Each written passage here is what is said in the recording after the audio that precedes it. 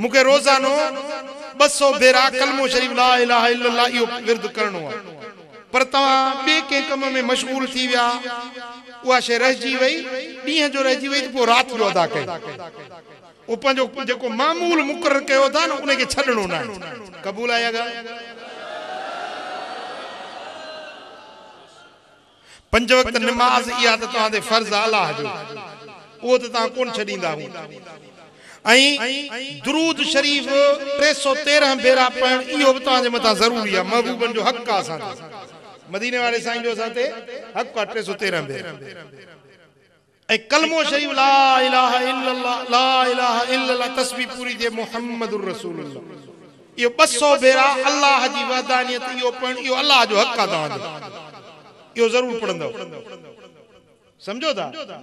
आई पंजा गुनाह खताऊं पंजे नफ्स जूं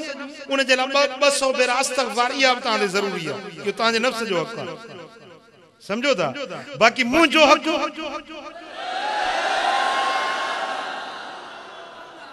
मुजीब तो ड्यूटी हुंदी ना ताजे मतलब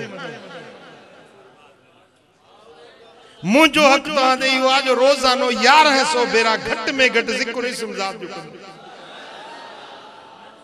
घना बेरा घट में घट थोड़े में थोड़ो पर जे अल्लाह ताला वधिक तौफीक दे तो 5000 कयो 11000 कयो 21000 कयो हाने सियारो जेको चेदो न 40 डी सियारे जा चिल्लो पाण ते मुकर्रर कयो 40 डी रोजानो 11000 बेरा जिक्र कबो या 21000 बेरा जिक्र कबो अजु खा वठी गणियो 40 डी ताई यो चिल्लो थियो ताणी कम भी कयो दुनिया जो कमकार भी कयो हाने रात थी वई आ केडी वडी आ सही घणा कलाक हुंदी 18 कलाक तो हुंदी हां 14 2 कलाक वधी गई ना समझो था हेडी वडी रात आ हाने ये 2 कलाक जे के अल्लाह सियारे जा वधाए दिना है ये जिक्र जे ला मखसूस कयो समझो था तहज्जुद की नमाज पढ़ो तहज्जुद पढ़ी पो खुदा जो जिक्र वेही कयो इन तरह सा पंजो एकड़ो रूटीन ठायो सुबह जो तवा के कुरान शरीफ जो दौर करनो आ तिलावत करनी आ दुरूद शरीफ पढ़नो आ इस्तगफार पढ़नी आ ए हिकड़ो वजीफो एड़ो बडस्याव तो जेको ता जो तंगियो खत्म करे छडी रोजी रिज़्क जी तंगी कदे न ॾिसंदो सुभान अल्लाह बिहम्दिही सुभान अल्लाहिल अज़ीम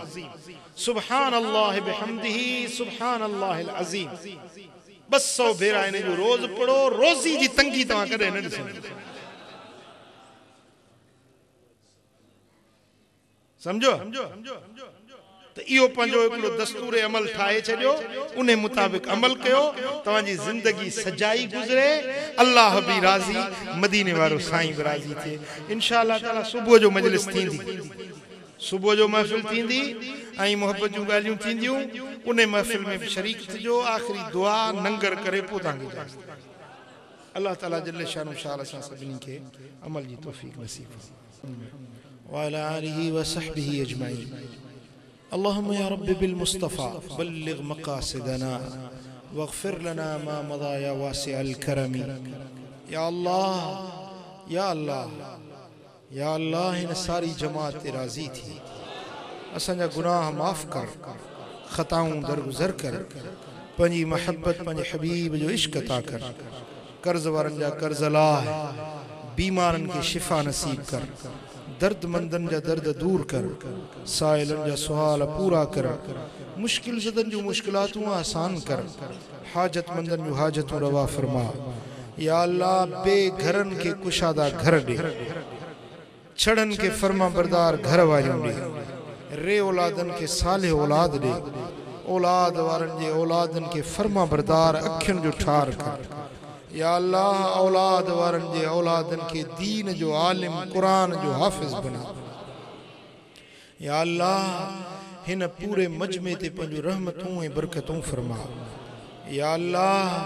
पंजे हबीब जे सदके असां जा हथड़ा खाली न मोटा या अल्लाह असां के हासदन जे हसद खां बचा शरीरन जे शर खां बचा बद नजरन जे बद निगाही खां बचा या अल्लाह असां तोखों तुंजी पनाह था घुरूं शरीरन जे शर खां तुंजी पनाह था घुरूं फसादन जे फसाद खां तुंजी पनाह था घुरूं या अल्लाह झगड़ालुनि जे झगड़न का तुंजी पनाह था घुरो या अल्लाह असां के पंजी पनाह दे असां ते पंजे पनाह जो पर्दो ढक जा ए मुझा मौला असां जा ढक ढक जा असां के जेडन सरतन में शर्मसारी का बचा जा दुनिया जे जिल्लतुन का बचा आखिरत जे रुसवाइन का बचा पंजे हबीब जे सदके असां ते राजी थी या अल्लाह असां जा अतड़ा खाली न मोटा तू असां जो थी असां के पंजो बना पंजी मोहब्बत पंजे हबीब जो इश्क अता कर इन्नल्लाह व मलाइकतहु युसल्लूना अलन नबी या अय्युहल्लज़ीना आमनू सल्लु अलैहि व सल्लिमू तस्लीमा अल्लाहुम्मा सल्लि व सल्लिम व बारिक अला नबिय्यिना मुहम्मद व आलिहि व सहबिहि अजमईन हिकड़ो भेरो सूरह फातिहा पढ़ो क़िबला मुर्शिदन करीमन जे रूह मुबारक ईसा अलैहिस्सलाम अऊज़ु बिल्लाहि मिनश शैतानिर रजीम बिस्मिल्लाहिर रहमानिर रहीम इय्याका नअबुदु व इय्याका नस्तईन इहदिनस सिरातल मुस्तक़ीम सिरातल लज़ीना अनअमता अलैहिम या अल्लाह अल्लाहुम्मा बल्लिग सवाब हाज़िल फ़ातिहतिल मुबारका इला रूह सय्यदी व मुर्शिदी व क़ुर्रत ऐनी अल्लाहुम्मा मत्तिअना बिफ़ुयूज़ातिही अल्लाहुम्मा मत्तिअना बिफ़ुयूज़ातिही अल्लाहुम्मा नव्विर क़ुलूबना बिनूरि मारिफ़तिही